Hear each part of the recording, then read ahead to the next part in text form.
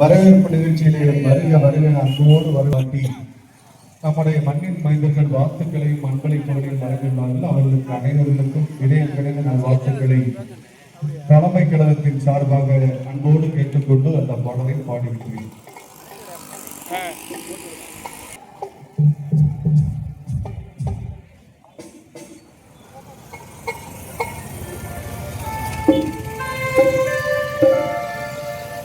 தன்மானம் காக்கும் கழகம்,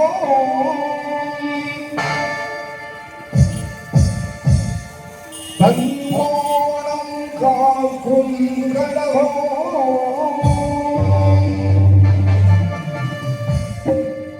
நம் தாய்மொழி காக்கும் கழகம்,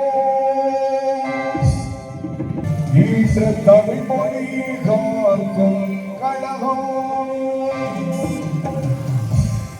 தன்மானம் தன்மானம்